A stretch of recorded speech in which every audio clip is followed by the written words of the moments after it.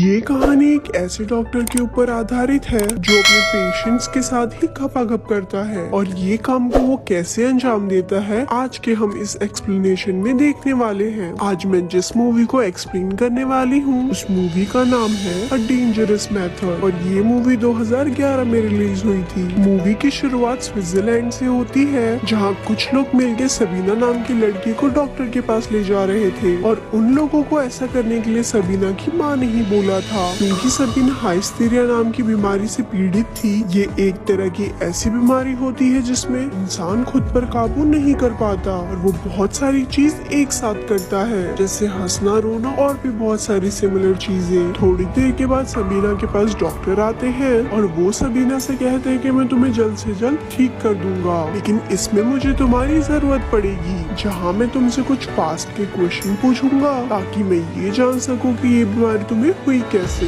Doctor Karl Sabina के पीछे बैठ जाते हैं और उससे सवाल पूछना शुरू कर देते हैं और डॉक्टर सबीना के पीछे इसलिए बैठते हैं ताकि सबीना उनको देखकर अपना कंट्रोल खो ना दे। उसके बाद सबीना की बातों की वजह से हमें पता चलता है कि सबीना को ये बीमारी उसके डैड की वजह से हुई थी क्योंकि जब सबीना काफी छोटी थी उसके डैड उसे तब से ही टॉर्चर करते हुए आए हैं। उसके बाद हम डॉक्टर कार्ल की वाइफ एमा को देखते हैं जो कि एक बहुत बड़े बिजनेसमैन की बेटी थी और अभी एमा प्रेग्नेंट थी। सबीना के ऊपर काम करते करते डॉक्टर कार्ल ये चीज नोटिस करते हैं कि सबीना दिमाग से बहुत ज्यादा तेज है और अगर वो इस बीमारी से बाहर निकल जाती है तो वो बहुत सारे लोगों की मदद कर सकती है और जो एक्सपीरियंस उसने इस बीमारी में आके किया है उसकी वजह से वो बहुत सारे लोगों की मदद कर पाएगी। इसके अलावा डॉक्टर कार्ल अपनी वाइफ को भी इस बारे में सब कुछ बता देते हैं। इसके बाद अगली सीन में हम फिर से देखते हैं कि डॉक्टर कार्ल सबीना से फिर से कुछ पूछताछ कर रहे हैं जहां डॉक्टर कार्ल सबीना से पूछते हैं कि तुम्हारे डैड ने तुम्हें पहली बार कब मारा था। तब सबीना उन्हें बताती है जब मैं 4 साल की थी तब मेरे हाथ से एक प्लेट नीचे गिर गई थी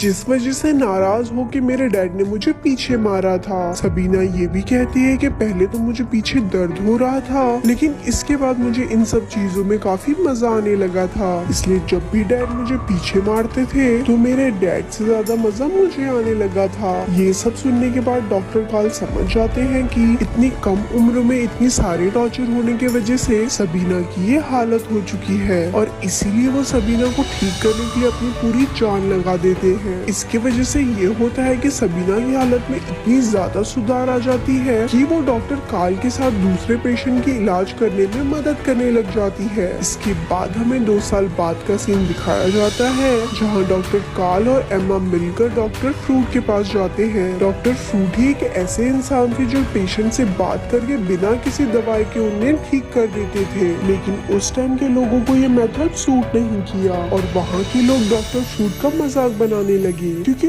उस टाइम पे हाइस्टीरिया का इलाज शॉक देके किया जाता था। और अगर हम सबीना की बात करें तो वो कार्ल के कहने पर एक मेडिकल स्कूल से साइकियाट्रिस्ट बनने की पढ़ाई कर रही है और जब डॉक्टर फ्रूट को पता चलता है कि डॉक्टर कार्ल ने सबीना को उसी के तरीके से ठीक कर दिया है तो वो ये बात सुनकर बहुत ज्यादा खुश होने लगते हैं। अगले सीन में डॉक्टर कार्ल सबीना को बताते हैं कि मैंने तुम्हारे बारे में डॉक्टर फ्रूट को बताया था और मैंने तुम्हारे बारे में डॉक्टर को ये भी बताया था कि तुम बहुत ज्यादा इंटेलिजेंट हो जिसे सुनकर सबीना भी बहुत ज्यादा खुश होती है। कुछ दिन बाद एक ऑटो नाम का पेशेंट डॉक्टर कार्ल के पास आता है। दरअसल ऑटो के डैड ने डॉक्टर फ्रूट से कहा था कि ऑटो एक साइको एनालिस्ट का डॉक्टर है पर अभी ना जाना कैसे वो लड़कियों की तरफ ज्यादा से ज्यादा अट्रैक्ट हो रहा है। ये सुनकर डॉक्टर फ्रूट को डॉक्टर कार्ल का ख्याल आया क्योंकि उन्होंने सोचा कि डॉक्टर कार्ल ने हाल ही में सबीना को ठीक किया तो हो सकता है कि वो ऑटो से भी बात करके उसे ठीक कर सके।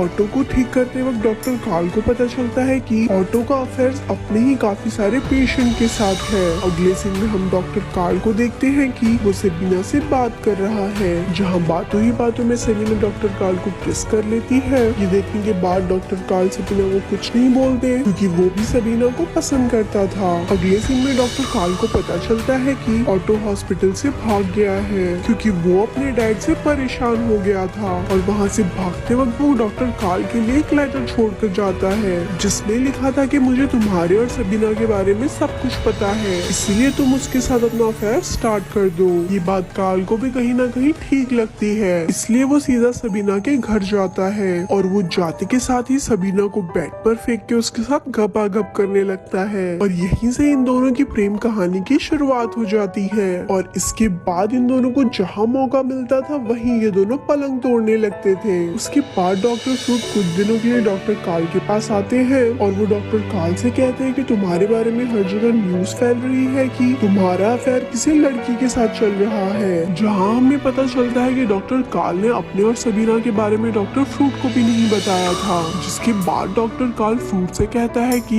ऐसा कुछ भी नहीं है, लेकिन काल अंदर से काफी ज्यादा डर चुका था और उसके बाद वो सीधा सबीना के पास जाके उससे ब्रेकअप कर लेता है। ब्रेकअप की बात सुन के सबीना काफी ज्यादा बौखला जाती है और वो वापस से हाइस्टीरिया की पेशेंट बन जाती है। घर आने के बाद काल देखता है कि एमा को भी बाहर फैल रही न्यूज के बारे में पता चल जाता है, जिस वजह से इन दोनों के बीच में भी दूरी आ जाती है। अगले दिन काल अपने ऑफिस में था और तभी वहाँ पर सबीना भी आ जाती है, क्योंकि सबीना की माँ ने डॉक्टर काल से सबीना के बारे में पूछा था। लेकिन डॉक्टर काल ने सबीना की माँ को बोला था कि अब मैं सबीना का इलाज नहीं कर रहा हूँ। और काल ने जो सबीना की माँ को कहा था और ब्रेकअप की वजह से ही सबीना उसके ऑफिस तक आई थी, लेकिन सबीना वहाँ ज्यादा देर तक नहीं रुक पाती, इसलिए वो वहाँ से चली जाती है। उसके बाद सबीना डॉक्टर फ्रूट से हेल्प मांगती है, क्योंकि उसे आगे की पढ़ाई के लिए किसी के सहारे की जरूरत थी। क्योंकि जब तक सबीना काल के साथ में थी तो सबीना की पढ़ाई का जिम्मा काल नहीं ले रखा था। उसके बाद सबीना ने जो लेटर डॉक्टर फ्रूट को लिखा था, उस लेटर में सबीना ने अपने और डॉक्टर काल के बारे में भी बात लिख दी थी।